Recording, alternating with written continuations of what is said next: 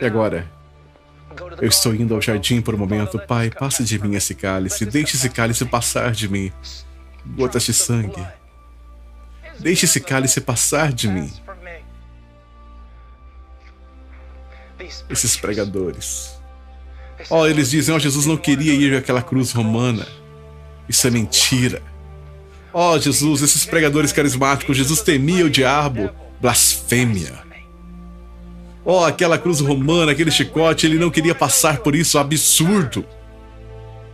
Deixe-me fazer uma pergunta. Só por um segundo eu quero que você pense sobre isso por um momento. Após a morte e ressurreição de Jesus Cristo, desde aquele tempo, é estimado que 50 milhões de homens, mulheres e crianças tenham morrido por suas profissões de fé em Jesus Cristo. Eles morreram como mártires. A igreja primitiva atravessou através dos tempos, dos puritanos e da reforma, você sabe. Mas vamos somente usar a igreja primitiva como exemplo.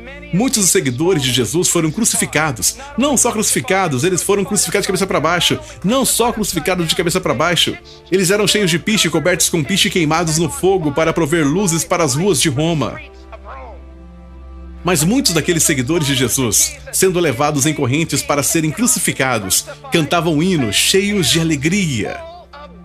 Você realmente acredita que o capitão da nossa salvação está em um jardim, se acovardando por causa de uma cruz, embora seus discípulos foram a mesma cruz, com alegria em seus corações?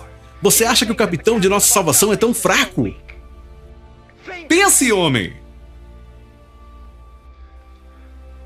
Jesus não estava com medo de uma cruz ou de uns pregos, de uma lança ou de uma coroa de espinhos. O que havia no cálice?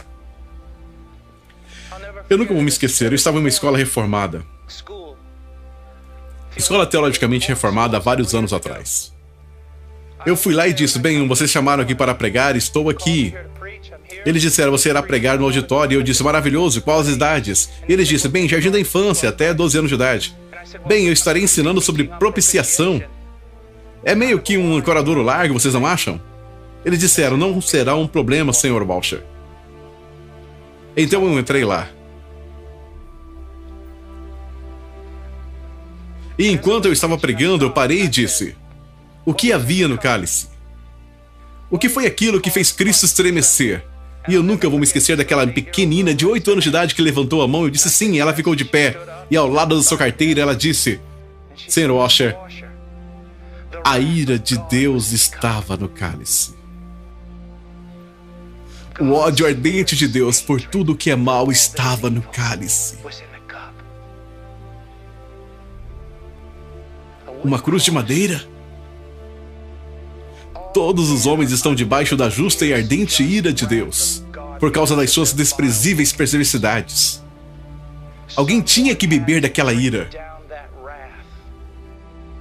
Jesus Cristo naquele madeiro carregou a culpa de seu povo e permaneceu em seu lugar. Então todo santo e justo ódio, ira, julgamento e justiça de Deus, como uma luz branca, cegadora, veio esmagando sobre a cabeça de seu filho unigênito. Você nunca leu? E o Senhor teve prazer em esmagá-lo, triturá-lo ao pó. Imagine por um momento uma represa de 10 mil milhas de altura, 10 mil milhas de comprimento, e você está parado embaixo disso, uma milha distante dessa parede. E em um segundo, de repente a parede é lançada para longe, e toda aquela água vem esmagando sobre você. Mas justo antes de alcançar seus pés, o chão se abre e te engole. Então a ira de Deus destinada a pessoas, o Filho de Deus tomou aquele cálice da mão de seu Pai, e ele tomou cada gota. E quando ele clamou, está consumado, ele virou o cálice e nem uma gota caiu. Ele tomou tudo. Se eu fosse resumir o cálice da ira, no Velho Testamento seria algo assim, Deus dizendo, por causa da perversidade e da rebelião das nações, eu lhes enviarei toda a força da minha ira. E eu lhes entregarei o meu cálice, e eu lhes farei tomar, e eles a tomarão, e eles titubearão, e eles morrerão. Mas daquele madeiro, Cristo bebeu o cálice. Vocês já ouviram falar da história sobre Abraão e seu filho? Vá àquela montanha e sacrifique seu único filho.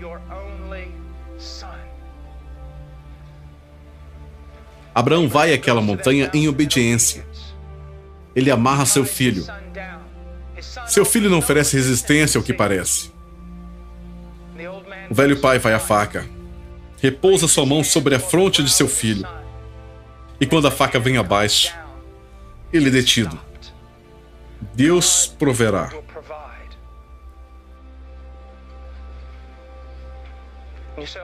E então, que linda história, ali estava o animal preso por seus chifres num arbusto. Que final lindo para a história. Não era o final, era o intervalo. Centenas de anos mais tarde, num morro chamado Calvário, Deus, o Pai, deitou sua mão na cabeça de seu filho unigênito e o sacrificou. Alguém tinha que morrer. Você vê, esta é a cruz que todos os pregadores modernos põem no fundo da loja, e não na vitrine da frente.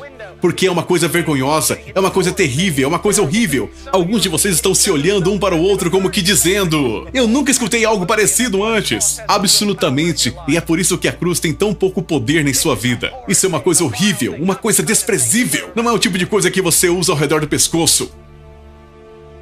Alguém tinha que morrer. A justiça tinha que ser satisfeita. Para demonstrar amor, Deus tinha primeiro que afastar o pecado, e só havia um jeito de fazê-lo: a morte do Filho unigênito de Deus. Ele morreu.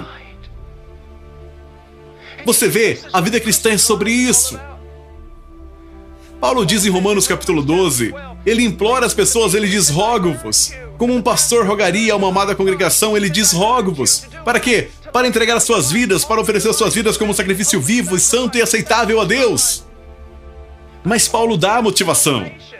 Ele diz para entregar a sua vida por causa baseado nas misericórdias de Deus.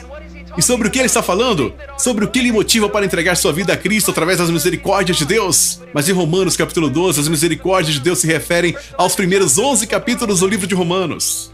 Aonde nos primeiros 11 capítulos do livro de Romanos, Paulo explica tudo o que Deus tem feito por nós em Cristo. E ele pensa, uma vez que Deus tem feito tudo isso em Cristo, agora entregue sua vida a Ele.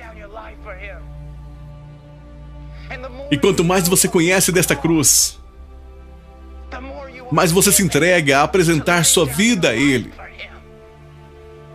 Ele já não é mais um pequeno acessório que você põe em sua vida para fazê-la melhor. Ele é a sua vida.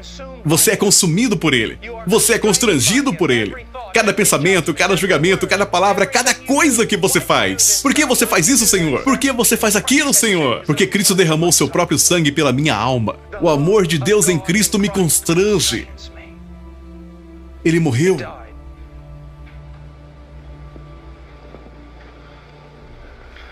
Autor do sacrifício, a criação envia o chamado. Autor do sacrifício, uma vida para pagar por todas.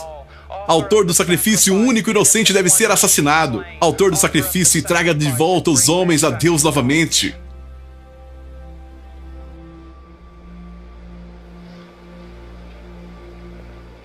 Ele morreu.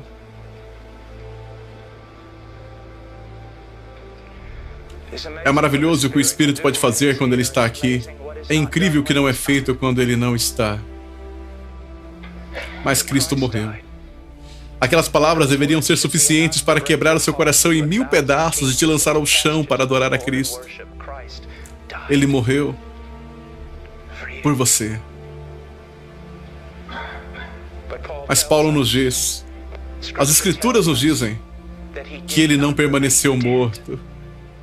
Não é só a morte de Jesus que nos salva, é também a ressurreição de Jesus Cristo. Há uma grande parte da história. Se ele estivesse permanecido morto, não haveria nada. Não haveria esperança, todas as coisas colidiriam em pedaços. Mas Deus reivindicou seu Filho unigênito, ressuscitando-o dos mortos. E ressuscitando-o dos mortos, Deus colocou seu selo e nos disse, publicamente declarando através da ressurreição de Jesus Cristo, que seu sacrifício era suficiente para expiar os pecados de seu povo.